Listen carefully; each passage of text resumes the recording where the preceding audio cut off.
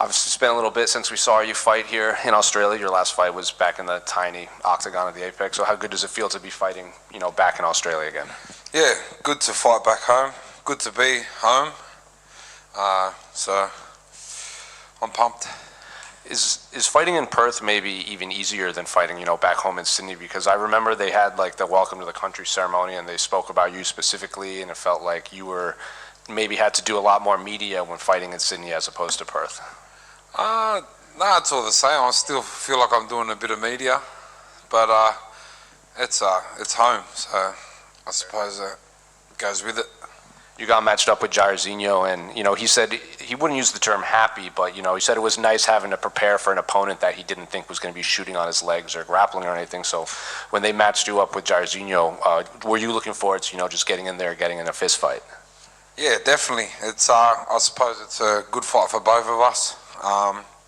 I've been watching him for a while now, so it's they're usually the fights I like to take and challenge myself. So I'm looking forward to it.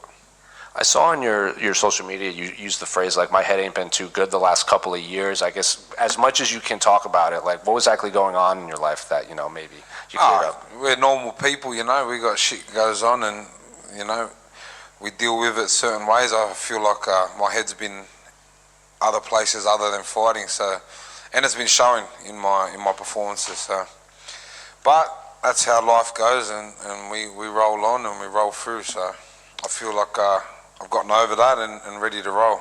We saw a video of you sparring with Alex Pereira, and even Jairzinho said you can learn something from anyone, especially Alex. So what was it like sparring in there with him? Yeah, it was kind of my first training session back, and I got the shit punched out of me. So I think I left a few days after that to Dubai, and I was like, yeah, fuck, I better go train. So we've spoken to a few guys that have sparred with him, and when you use big gloves, it's one thing, but they say like, well, if we had MMA gloves, this would feel a lot different getting punched by him. So what was it like feeling him touch you? His power was, I fight in heavyweight, sure. So we can take a punch or two, but it was more I hadn't been training. I went in and I was fucking running out of breath and getting the shit punched out of me. So, but that's the sport we do, and it was all fun and games. We also saw you're going to do the Amazing Race. How did that come about?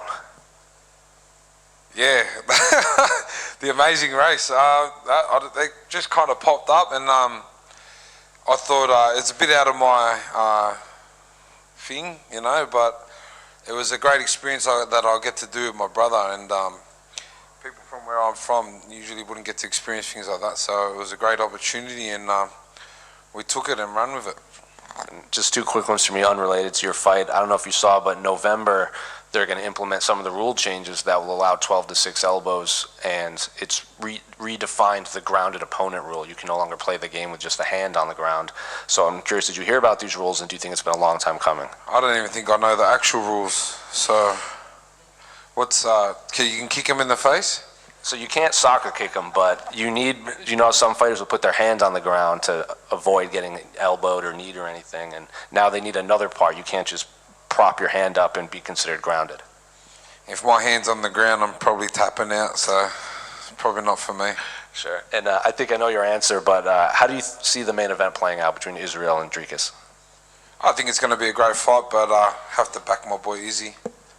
I got a bet with Dricus on the rugby union, so hopefully he'll win that too. He's getting a couple rugby, some of the Springboks guys walking him out to his fight. Not if they get smashed on Saturday.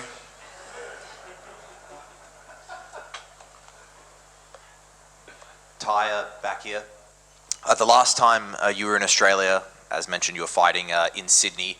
I asked you about that, and I wasn't sure if you were still living out there. And you said, everyone knows where I live. Since then, you have moved to Dubai. You're a man who reps Western Sydney through and through.